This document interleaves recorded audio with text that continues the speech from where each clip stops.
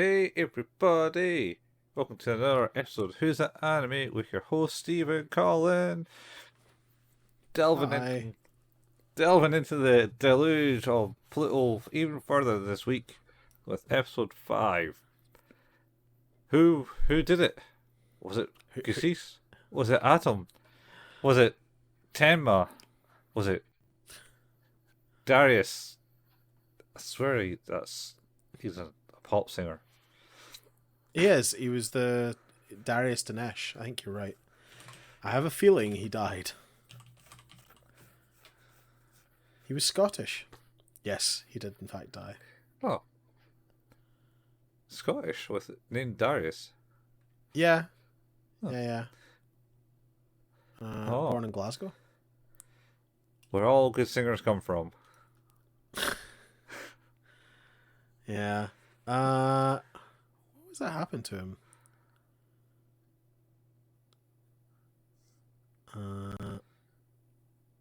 What the hell is that? Oh.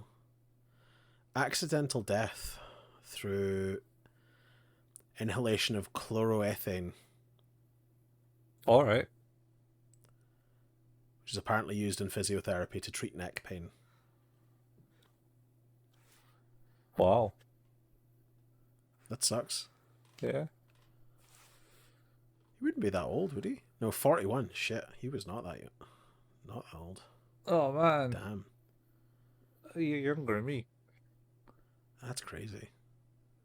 Shit. Anyway, Yeah. Pluto. Pluto. Yeah, we were talking about Pluto and Mm-hmm. talking about the thing. Alright, Steve.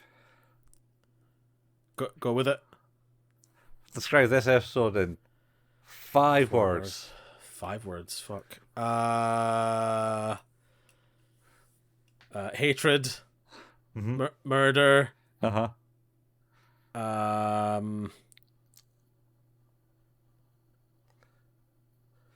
Flashbacks. Yeah. uh,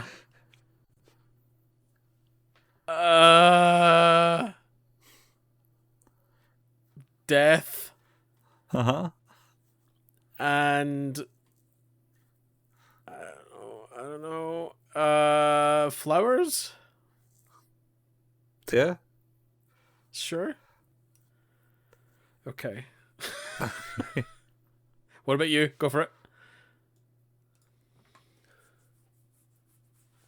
The life cycle of humans. Cycle. Is life cycle one word? Yeah, life cycle's one word. In So my it's head, 4 words. life cycle's 4 words. What? The life cycle of humans. That's 4 words. Oh. Lives. The life cycle of human lives. Yeah. Amazing. That has some real I am unable to can energy that I'm enjoying.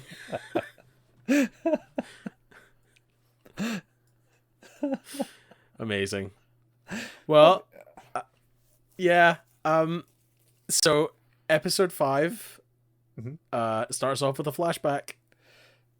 It does. It's basically this guy is running away from. I don't know. Do we know it's Gesicht at this point? I think we do know it's Gesicht, and we know who the person is as well. Yeah. It's the brother of Adolf, Yeah. and he's running away, and he's like, "Oh, I'm bleeding out here, man. You can't. You don't hurt me." And he's like breathing hard. But what if I did?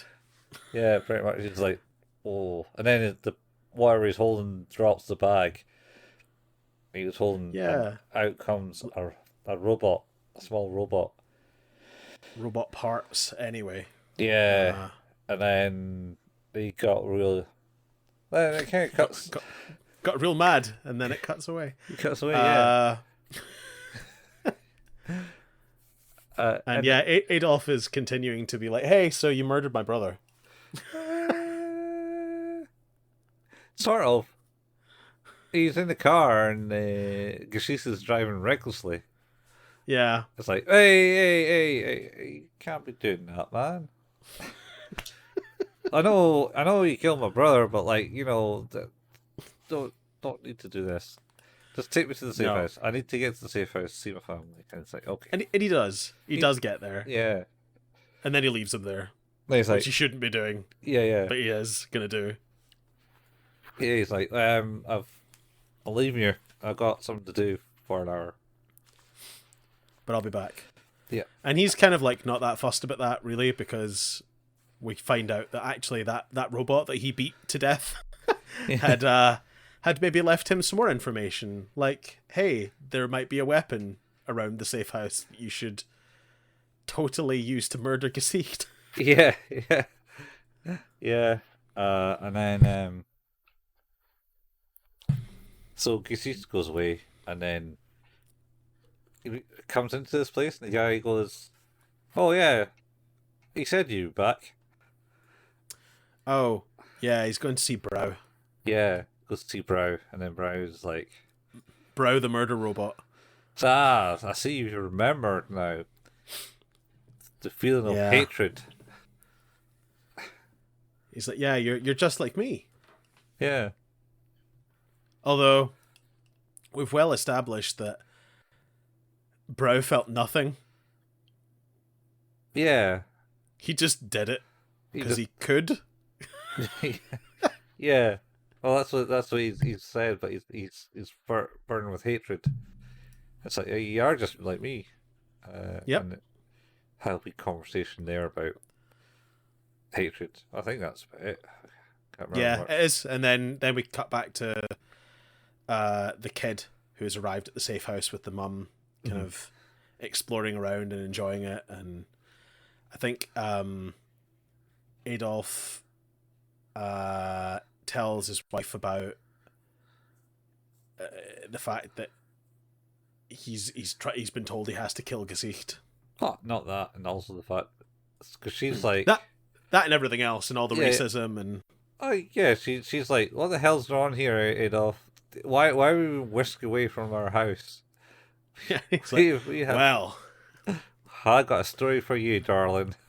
What if I told you about the racist cult that I was a part of? Yeah. What if I then told you that they were trying to kill me because I was trying to kill the robot who murdered my brother? Yeah, and then she's like, you know what? Robots malfunction, and your brother was a typical man. Because I think it goes into a further flashback of what, and you finally find out why everyone thinks he was a despicable man. And apparently he was going around killing Holy fuck. kids. Robotic kids. Holy fuck. Yeah. That is some dark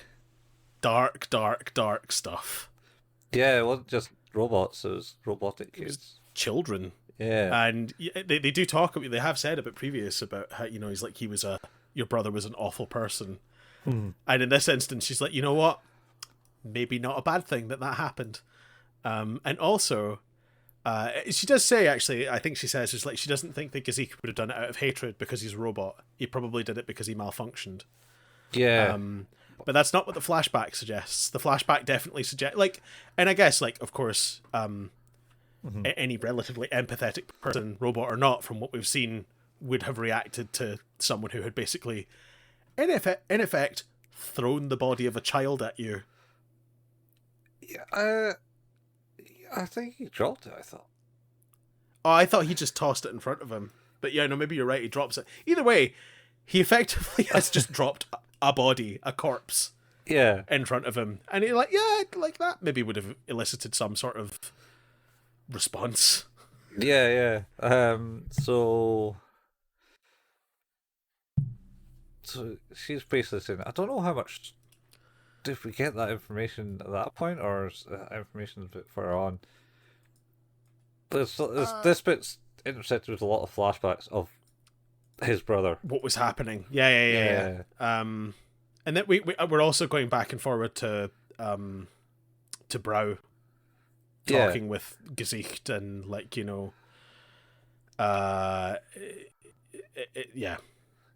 Yeah. So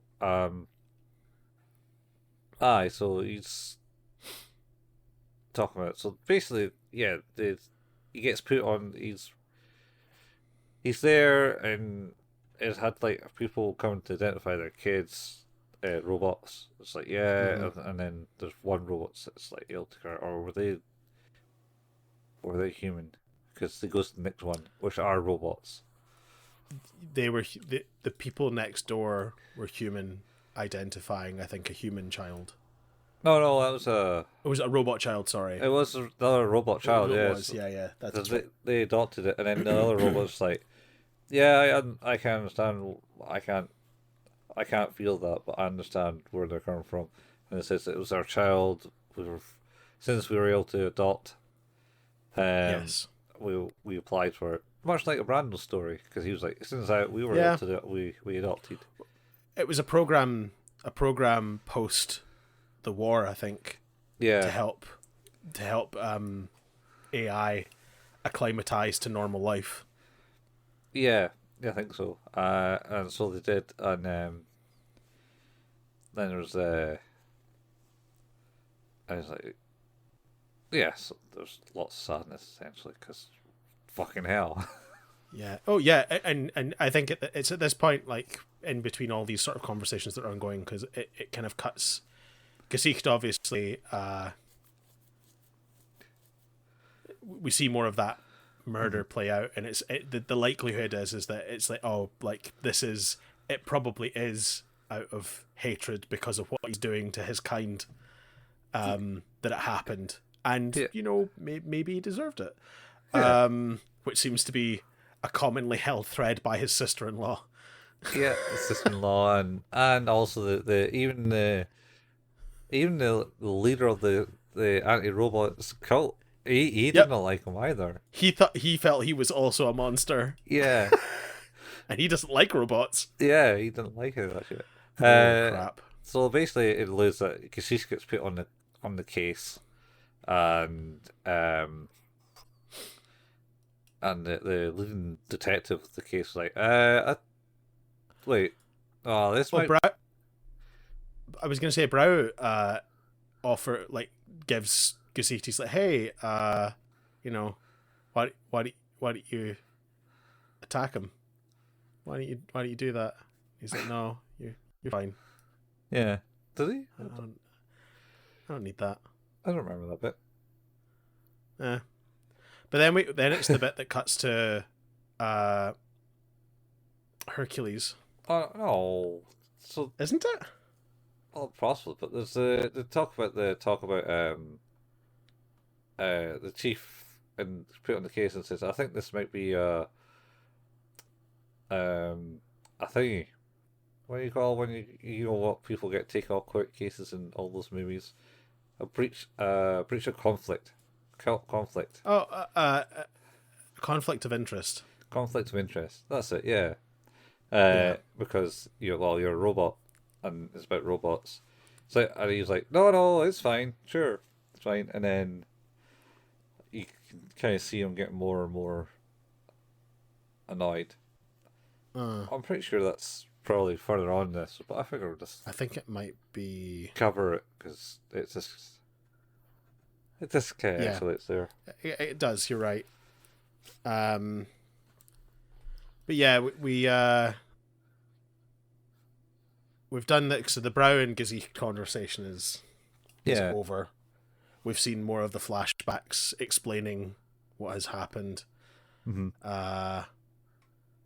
And then we cut to Hercules and Epsilon, and Hoffman is getting picked up by the authorities because they now know that he's with them. Yeah, Hoffman's going to a safer location. Yeah. And I don't know. He has this conversation with Epsilon where he's talking about he's a robot of war. Yeah, well, he was a conscientious objector. He didn't want any part of the war. Yeah, Epsilon didn't want any part of it. Yeah, but Hercules was the robot of war. Hercules was there, yeah. He's built for fighting. I'm built for fighting, yes. So I'm happy if you leave. He's close. I can feel him. Well, yeah, they both sense the electromagnetic signal approaching. Yeah. And so, and Hercules talks about how when he was in war, most of his fights were done by this, was it aerial robot? So, right, I have a really interesting thing about this one, Uh-huh. and I don't, It's not just I Macbeth, don't. or Well, is it Hamlet? like that, Macbeth. Yeah. That's a really good bit actually. It's Yeah. really quite good, but he talks about how Epsilon himself is, has the ability to fly, and that's where he excels. Mm-hmm. And then he talks, because he said you and I were never close. He kind of talks very specifically to Epsilon. We never really understood each other. It's like maybe you made the best reason to stay away from the best decision to stay away from the war. But then he goes on to talk about that aerial robot. Mm-hmm. I was like, is that Epsilon? It can't be, surely. It seems really weird. No, he's meant to be away from it all. I think it's just... No, I know that's the thing. Like I took a bit. I guess like I don't know. I almost felt for a moment it was like there was something a bit more nefarious going on there, where they had used his consciousness or something in the same way that they would use, like, use Hercules' body and part of the suit and things like that, but flashed his memories or something like that, like, because they weren't going to take no for an answer. Like, there's nothing ever that, we don't ever cover this in this episode again. It's just a throwaway conversation, but I thought a lot about it. All right, okay, yeah. I mean, potentially. I'm sure that this whole thing will boil down to, like, semantics of robots maybe not having the rights that they did, because I don't think they did during the war. No, they were there. They weren't. They were conscripted because they were just told to be there. Yeah. You're being sent to fight. That is your purpose here. But Epsilon somehow managed to object to it. Yeah, it was interesting, and yeah, the whole, like you say, that there's that whole scene where they had worked like as a team. Mm-hmm. He had like looked after him, but it talks about how that particular robot or AI had kind of, it changed him and it broke him. And like you say, that kind of Macbeth, he's like, he comes over to him, he's like, hey, yeah, you okay over there? And he's just like, nope, it won't come off. He's just like rubbing at his hands, and you're like, oh no. He's just washing his hands. And he's like, That's you alright? good. It won't come off. No, it won't come off. It never comes off. It never does. It's very heavy-handed, but I really liked it. Like, it was very cool. There's another flashback scene with Hercules just on top of a mound, and all the enemy robots charging him, and just rah, and then rips one head off, and then starts controlling it from inside and shooting everyone. He down. does, because he's a badass. Because he's a badass, man. But I think that's the thing that made me think about it more, was that, it was almost like Epsilon had been programmed to believe that he was a conscientious objector, when in actuality, like, his AI broke. He just couldn't cope with the knowledge of what he'd done. Maybe, but everyone else also falls to believe that he is. Yeah, like like I say, I don't know. It just seemed really weird to me that there was this parallel. Well, immediately, like, there.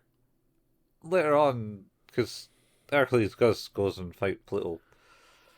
And at the end of it, Epsilon gets like the flashback of that scene on him, and he's like, "What? What the hell's that?" Yeah. So like I do feel that there's something to it. Might be. I do feel like, and that to me was like, because Hercules is seen to sort of like hate Epsilon, not like hate him, but they don't get on. And I think the natural reaction there is because Hercules was such a big hero of war, and he was like such a big part of that fight, and Epsilon was like a very vocal vocally against being a part of a war. Yeah. But And then the conversation there is also, it's like Epsilon is going away. It's like, I guess you don't actually like me type thing. But then yeah, it's like, well, maybe you're right, but at the same time, like you said, it's maybe you did the right thing of not being in that war, because it has changed it all. Because like that's what it does. And I think that's the thing to me, is that it's almost like the thing he hates about it is not that he wasn't there, it's that that's what it's done to him. Yeah. Like that there's, I don't know, like I am potentially reading way too much into it, but for me, like when I was watching it, there was just a really big coincidence between the parallels of the two characters. It just seemed odd. I think that's what it is, man. Remy, man. Yeah. Anyway, so and then I think Hercules dons his suit and jumps into the fray there, right? Yes, and Epsilon agrees to be like, maintain a distance. Yeah, I'll maintain 3,000 meter distance or something, and watch you from there. It's like, that's good, because I'd rather you watch than be in the fight, because yeah, I'll fight alone best type thing. Yeah, and also fight best with a spectator, even if it's just you. And again, Pacifist. What do they call that? To a pacifist. But again, to me, that is the thing of, I don't want to be responsible for this again. Yeah. That's I get. It's just another thing that ticks with me. Is like, that's a very, like, to Hercules' character in particular, who is very guarded, obviously has like, is a lot deeper than at surface. So yeah, it's interesting. Yeah. So anyway, Hercules is fighting away, and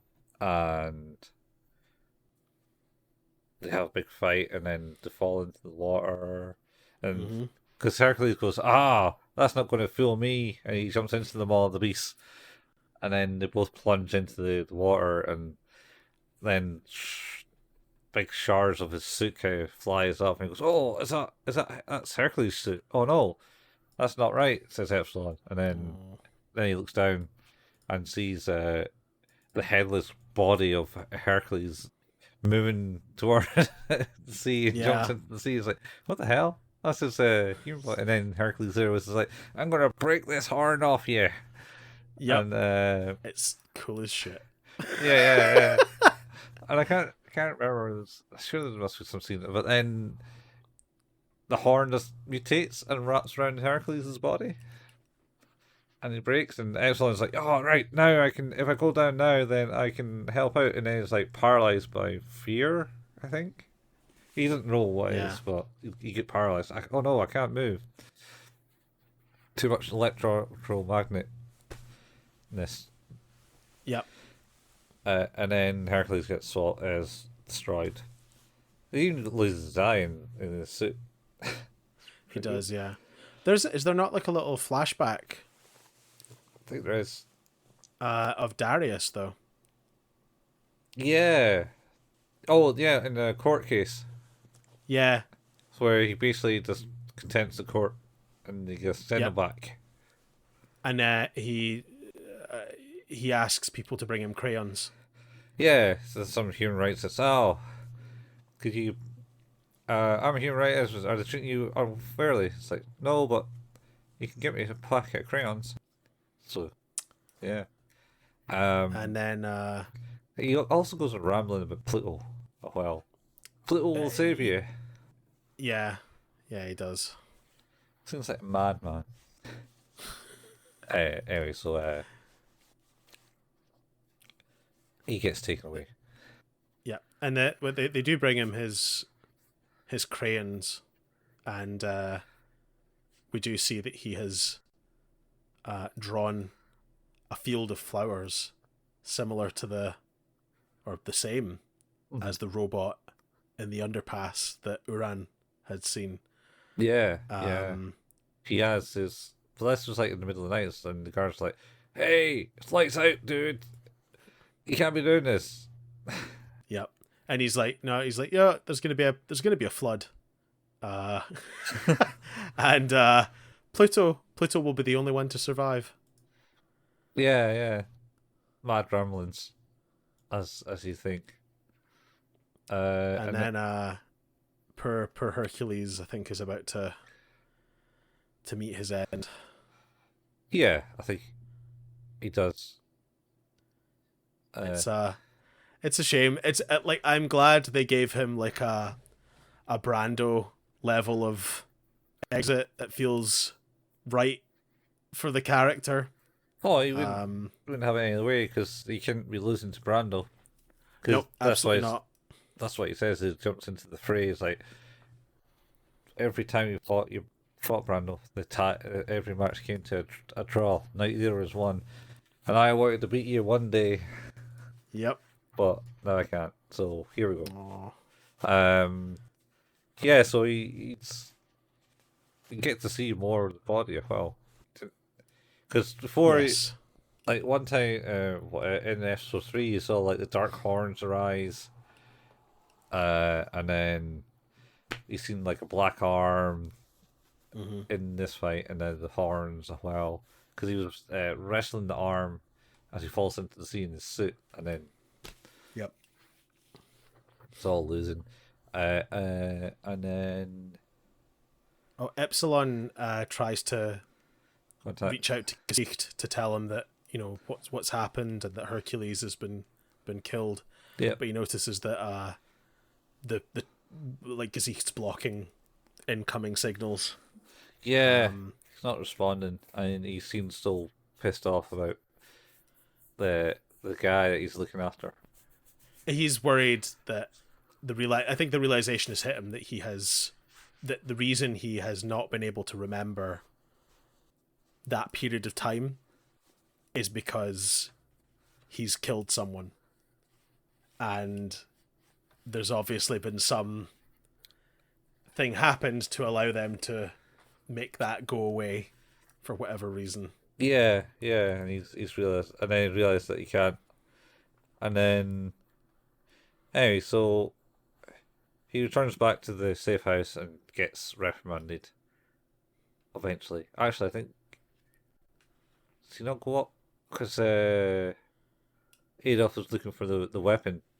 He can't find it next to the bush, and then Gesicht appears because the other guy goes, "Hey, look, we had a look at the security camera in the restroom, and yeah, we saw one of the dudes just hanging around there. So we've got to move you on again. This is not safe." It's like, oh, okay. And then yeah, that's fine, I guess. Then Gesicht appears, and then that's you can't be doing this. You can't. This is abandoning your post. It's getting you're getting disciplined about this, mate. And then the other dude comes along. You see the assassin hide behind a tree, and then they get moved on, and then Gesicht's got the whole family in his car driving, and then the other squad cars behind them. Yep. And I don't know what it's. Adolf and the son are all kind of like saying things, like the son is saying some stuff, and Adolf is then, well, not this robot. he does kill, and then because the son was like, "How you going to stop the people?" Without killing them. Without killing them, you can't kill people. And then Adolf's like, and then the wife is like, "Shut up, both of you." And then Gesicht looks behind and goes, "Wait, the squad car's not there anymore." And then Adolf goes, shit, I know what happened. They got a cluster gun. Cluster cannon. Yeah. So, okay. Crashes the vehicle, and it's the person who's been sent by the cult leader, effectively, who's come to get them. Well, Adolf essentially goes to Gesicht goes to Adolf, pull that lever on your right now. I was like, okay, and then the family and all that is saved by Gesicht, and he's like, because the cluster bomb hits the car and explodes. Yep. But they're all safe. They're all safe. And then Adolf's like, where's my family? My family. He killed my family. And then the other guy's like, I'm here. And I'm going to make it look like you killed things. Because he's like, I realized once I couldn't find the weapon that you weren't actually wanting me to kill him. You're just going to kill me and the family and make me look like the person that did it. Did it. Yep. Spot on, Adolf. Well done. Now, go and take your medicine. And then Gesicht appears and is like, get behind me, Adolf. Shoots the weapon. And Gesicht shoots his weapon. And everything explodes and he gets ripped shrapnel because it's a big cluster bomb. Yes. And then he survives and it just goes, oh no! My rocket launcher is empty. How can I do that? I was like, I either repeat his sleep or I'll read your rights. Yeah. Sleepy time. I don't know what happens. All I know is he's in bed. He knocks him out with sleeping gas. Yeah. And then Adolf has got like maybe a different opinion of Gesicht now, where he saved his life. Yeah. I think Adolf thanks him. Mm-hmm. And, despite, all of those awful things I said. And I think it's quite interesting at this point as well, because Gesicht this is where he's getting taken away, I'm pretty sure, by the ambulance or something like that. Gesicht asks him, is like, does hatred ever go away? Yeah. Can you tell me if it ever disappears? And there's no answer. No. And then where are we now? I think we skip over to Uran and like people talking about the fact that she's kind of, is it in school? I think is where they're talking, because they're talking about her change, that she's changed, and obviously they think it's, and they're probably right, due to the loss of her brother Atom. 100%. There's like, oh wow, look at her AI, so thing, and so advanced. Yeah.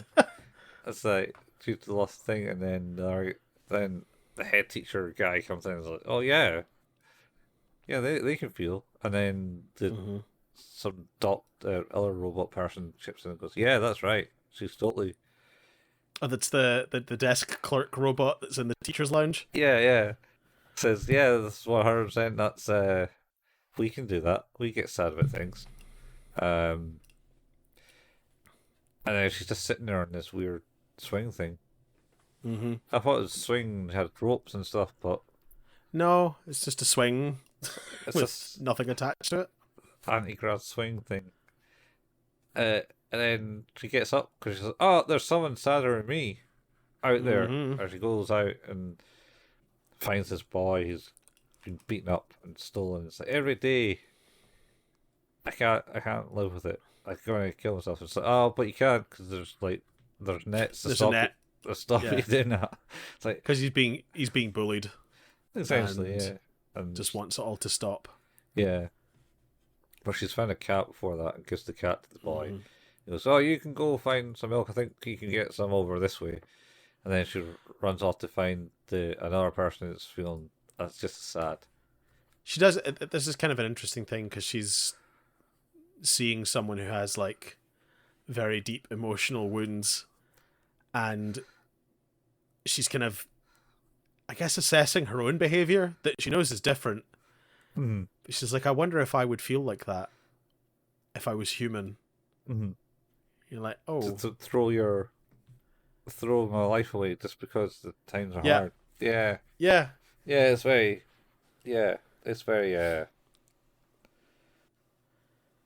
sad in that sense. And then my favorite bit, or one of my favorite bits in this episode, is where she goes to that person that's an old guy who's really sad because he's lost his wallet, and she's runs and she's like, here, this is yours, and he's like, oh, that's great, thank you.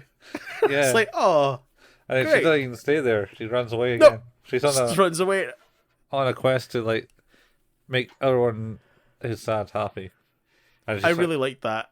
I don't know why. Like, it just that cheered me up. It'd been a rough episode. I mean, that's probably the point of that one is that she's feeling that way.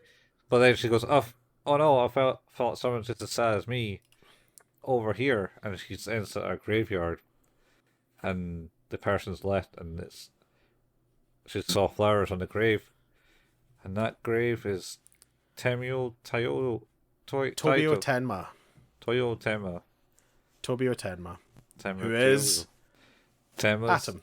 Tenma. Well, who Atom is a copy of. Yeah. And then you cut to Professor Tenma appearing at the computer.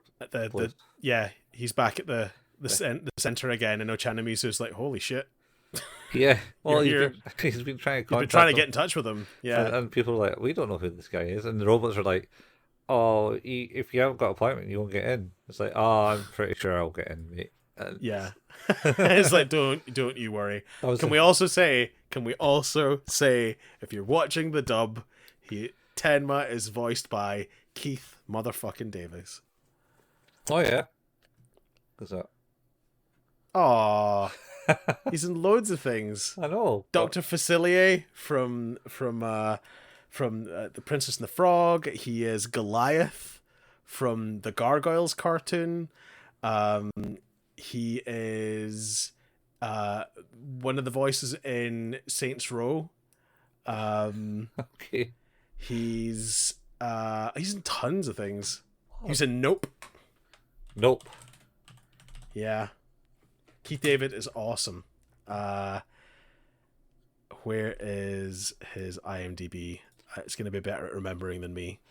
Yeah. He was in They Live. He was in Armageddon. He was in The Thing.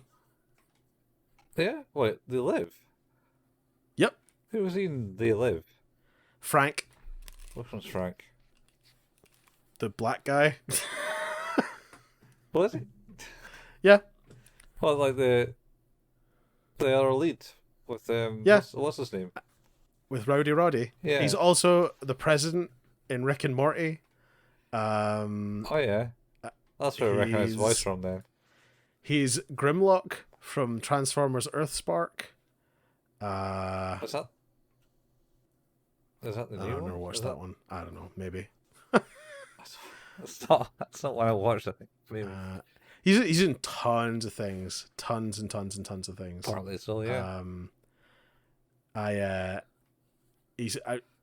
know his voice anywhere. Literally anywhere. So recognizable. Yeah. He was in 13 episodes of Community as well, apparently. Was he? Yeah, apparently. I'm trying to see what the main things he's been in with episodes, but maybe he did less TV work back in the day. Yeah, probably more film work, I think. No. But yeah, but a very prolific voice actor. Yeah, seems that way. Oh well. Oh, he was in Pitch Black. Pitch Black with Vin Diesel. With Vin Diesel, yep. What was he? Oh, he was the voice of Spawn.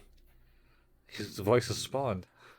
Yes, in certain things. I don't know if it was in the movie, but he was certainly at some point the voice of Spawn. Could be the cartoon series. Could be. Yeah. But yeah, Keith David's awesome. Oh wow. Anyway, yeah. So he comes in and goes, "Yeah, I was the head of the place." I was like, "What? Are you? Wow." And then what's his name? Fake dad. Ochanamizu. Yeah, says, "Oh, you're here to help me save him." It's like, no, he's dead. No, I'm here to say goodbye. I'll say goodbye. Jeez. Yeah. Okay. He's harsh. And then I think he has a flashback of him having a meal with Atom. And this confirmed my suspicions from the previous episode. Yeah. It's 100% this. Yeah. It's a really sad scene. It is because the album appears and goes, oh yeah. And he goes, so what you done today? Oh, I was tidying my room, and then I found this encyclopedia book, which I got interrupted from doing that. And Yep. I saw this butterfly, and I think that'd be really cool to see. And then, and how's the food? It's like, oh, it's good.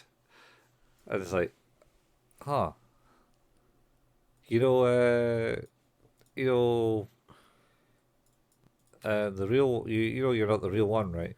But I can always Yep. try to be him. So yeah, so he would never tidy his room, never do any studying, never He do, hated that book. never liked that book, He hates this food. and he hates this food.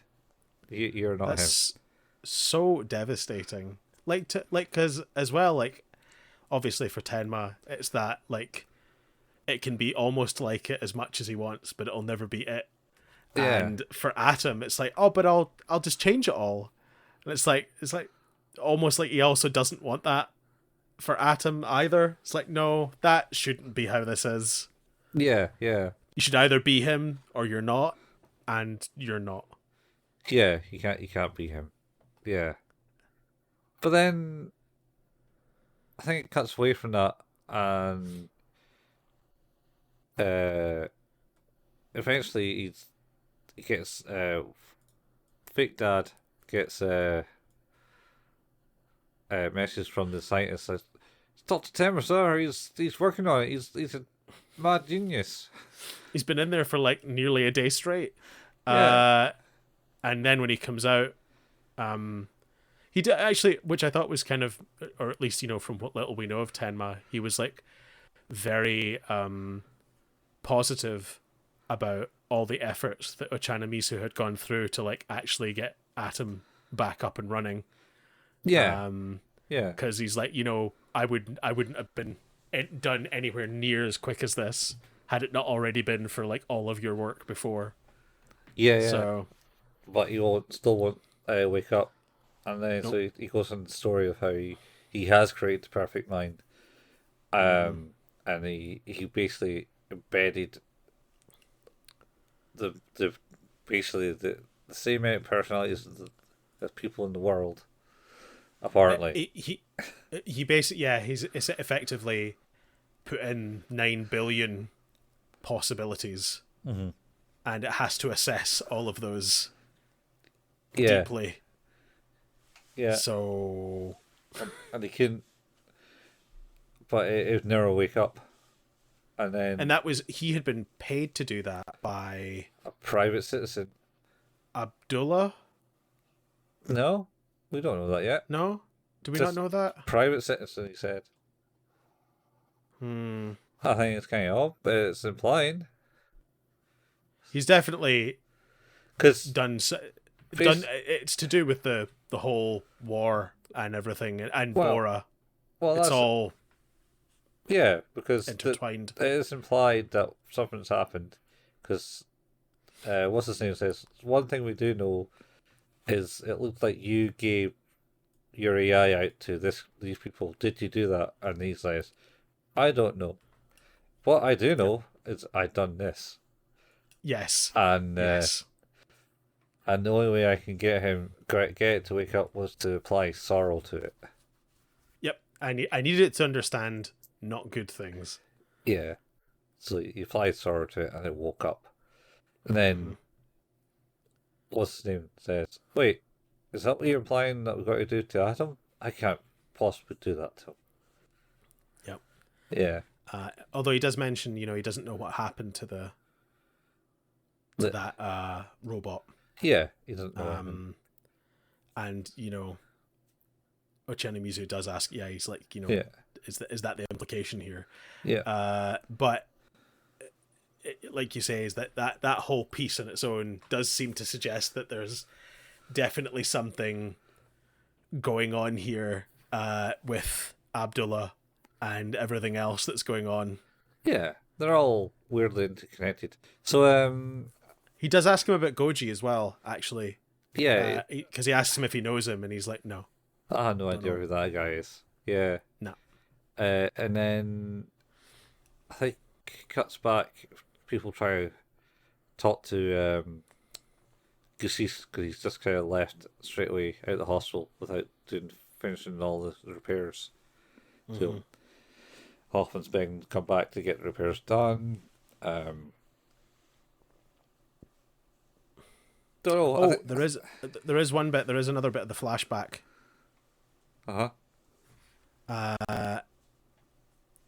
Because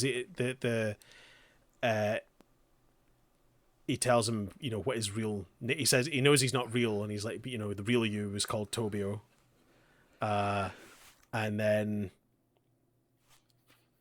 Tenma basically he does all those comparisons. I've kind of jumped ahead on that, but then he asks, does he not ask something like, "I wonder if the real Tobio would hate this"? No, he basically thinks that the real Tobio hates him. Yeah. He's like, would he hate? He must hate me. He's like, well, no, he can't. Can't Jack? He's dead. Yeah, I mean, no.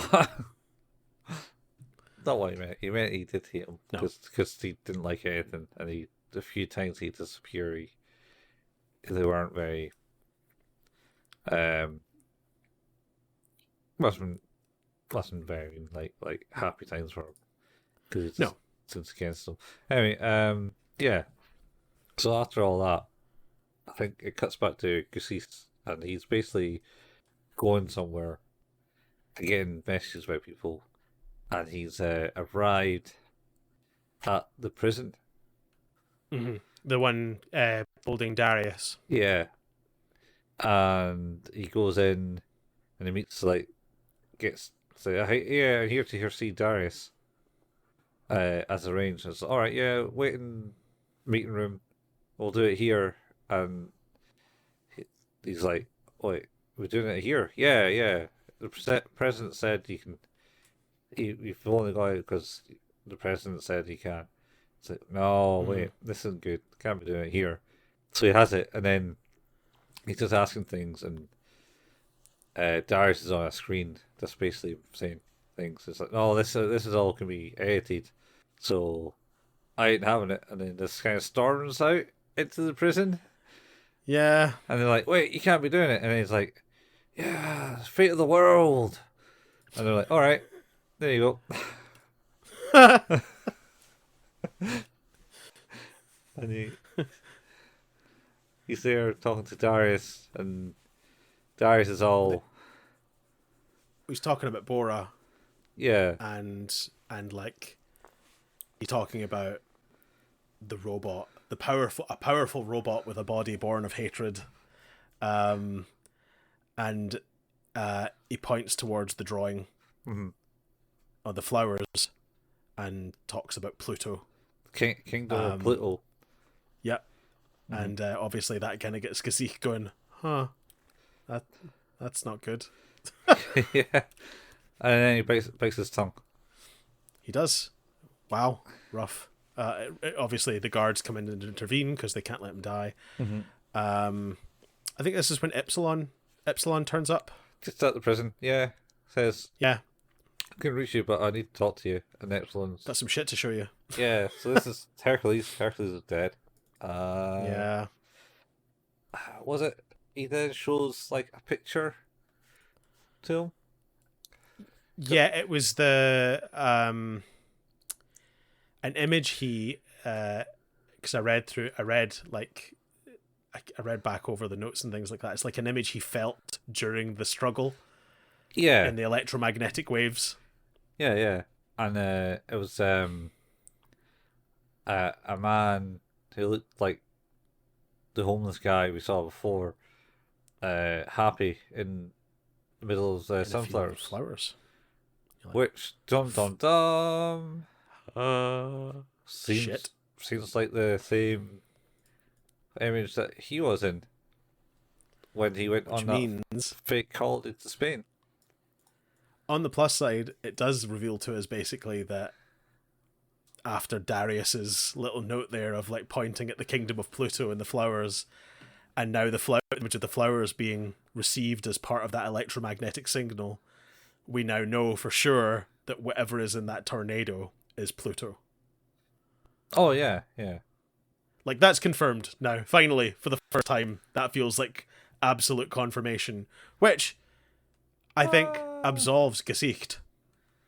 Nah, nah. I mean, you saw the big black armor, and they all stated that. And that was stated earlier that was Pluto.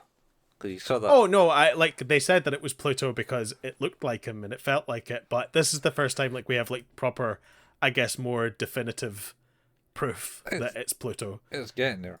It's getting there. And like I say, it's Gesicht. I don't think it can be Gesicht because he was definitely somewhere else at that time. In fact, he was with Hoffman. Oh no, it's receiving treatment. Split personalities, man. Well, I mean, actually, that's a valid point, considering the fact that, Goji can just kind of go wherever the hell he wants. Yeah. It could realistically be almost anything at that point. Yeah. But that's where the episode ends. It does. That's it. It's been another wild ride of badly describing an episode of Pluto. Jumping all over the place. Yeah. But eventually getting there. It's a choppy one, this one was. I think it's less choppy than the previous two. Yeah. Because there's less ground to cover. Yeah. Yeah, it was more just going back and forth to like flashbacks and a lot of different scenarios in this one. How do you rate it, Colin? That's good. It's good. It's going somewhere. You still on the same? It's still 8, man. I think this one's a 9. You liking it? Yeah, it's building that, just that back up everything that little bit again, because it takes a lot. Like, there's always going to be a bit of suffering, I think, when you have to try and fit a lot of content into a short amount of time. And in this one, we kind of resolve quite a lot. There's a lot of really interesting stuff. Yeah. That comes out of it. The kind of the whole thing with Adolf and Hercules' death, and the whole narrative around Hercules' time during the war being kind of, I suppose, repositioned to not a person who just loved every moment of being there, but being a person who ultimately really never truly wanted to be there and just took advantage of the time he was there because it was all he could do. Yeah. It kind of, and the term I'm going to use is not correct, but it kind of humanized him a lot more. And like you had more context around Pluto and more context around, I think the scenes with Tenma and Atom are brilliant. Yeah, they're just so melancholy, and just with that like juxtaposition of like Atom's just absolute optimism to be like whatever they need them to be. Yeah. But at the same time, just that knowledge is like it's not gonna work. Yeah, well that's it. I mean, a lot of this episode is basically trying to humanize. The whole probably show is trying to humanize all the robots. Mm-hmm. In terms, like, for example, like Gesicht has hatred in him. Yep. And that's like, oh, that's one of the things that Tenma was like, they need to be able to do this to be like more human, and they're slowly getting there. So it shows that the evolution of robots is happening. Yes. Which is either a good thing or a bad thing in a sense. Because like we also get a little bit more Brow as well. I think Brow is just such a fascinating character. Mm-hmm. Yeah, it's a bit Hannibal Lecter-ish, you know. Yeah, it's like just kind of locked up there, not to move, with a big spear. And it's just so interesting, the idea of like you say, is the Gesicht. It's about hatred and just that, like, I can't believe you've done that to robots, and it's that kind of equivalent of seeing that from the that perspective for the first time and feeling that rage build up, whereas Brow, it's just that, nah, just realized I was like able to do a thing. Yeah. So I did it. Jeez. It's so unhinged. But Yeah. it's great. Yeah, he was. And then you obviously have like the robot. It was essentially like, I can't get rid of the stain. Love that as well. Like I say, Yeah. it feels like a little bit heavy handed, but at the same time it is it's a good scene. It's a Yeah. good flashback and very illustrative of like I suppose the idea that robots and humans aren't that different. That's the ultimate part here, I suppose, is coming to that idea of like where the evolution of robots is for them to be more like humans. Mhm. And I suppose even to a degree, more often than not, we see greater degrees of empathy and humanity from the robots in the show than we do from the humans. Oh yeah, yeah. That's it. I think that's probably part of the what the show's trying to show. Well, that maybe it's It's better to be a robot with and not have all the negative emotions. But at the same time, they say, but that's impossible. You've got to have the negative emotions to actually live. Can't have any of this happen yes, all the time. and that's all a very fascinating thought experiment into like what it means to be human, Mm-hmm. what it means to have intelligence and free will, and I think is yeah, it's really good shit. I think that's And I think that's what yeah, this show's all about, man. It's all about trying to explore that and but like have a murder mystery on the rampage of revenge, which is, well, totally. another negative human emotion. It's a good one. But we have reached the end of another episode, which means you've been listening to Who's That Anime, a podcast about anime, which can be found where all good podcasts can be found. Our home is at anchor.fm/Who's That Anime. If you want to support the show, you can. Leaving a review is a great way to do that. If you've already left a review or can't because of how you listen to the show, then a great way to support us is telling someone about the show. Tell a friend, just spread the word. There is another way now to help support the show, and that is through our Patreon. We don't really ever want to have ads in this podcast. That is not a thing of like me saying, I don't make us do it. We're not going to do it. We don't want ads in this. And we thought, hey, maybe offer people another way to support the show. So the option is there now. If you do want to support the show in that way, you can get early access to episodes and early access to our new podcast, which I will also plug in this point, is 5 Minute Fusions, a journey through everything Dragon Ball. We've been super excited to work on that. It's, the few episodes have been out now. You'll be getting 2 episodes a week, which is super cool. And if you're a patron, then you get episodes a couple of weeks early, which is also super cool. We have a Facebook page, that's facebook.com/Who's That Anime, where we post the episode releases and the occasional anime meme. We have a Discord group. You can go to that in the show notes via the link. We have a YouTube channel where you can find us at youtube.com and search for @Who's That Anime. This is where Colin painstakingly puts together the video versions of these episodes. You can also find the audio versions of these episodes here too. So don't worry too much if you don't have any other podcatching software. You can do that on YouTube. Colin and I also occasionally like play video games. Colin at twitch.tv/couchfuel and myself at twitch.tv/hailpayman. And if you want the archives of all of those live streams, things we've done over the years, you can find those at youtube.com by searching for @couchfuel or @hailpayman. Mm-hmm. I had to clear my throat there. Whew. I did it.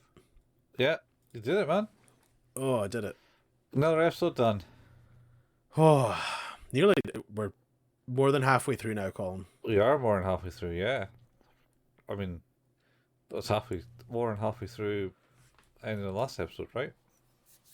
No, we were exactly halfway through at the end of last episode. Oh. Alright, well, we're more than halfway through this time. We are now definitely more than halfway through. And it's gone down. Gesicht has overcome his rage because he really wanted to hurt Adolf for being And he didn't. linked to his brother. and he didn't. And then you got Hercules, who wanted to fight again with Brando. Yep. Yep. We're quite a few robots down now, because we've got no Mont Blanc, we've got no North 2, Hercules and Brando are gone, Atom's gone, which means you only have Epsilon and Gesicht left. Oh. Not many. How are we going to do it then? What's going to happen? Is It's gonna be tough. Is Epsilon going to like don some super armor, and then Like my theory. like your theory? Maybe. No. Anyway, with that note and that thought, we'll catch you next time on Who's That Anime? Your podcast hosted by Steve and Colin. Same anime time, same anime place. Bye, folks. Bye.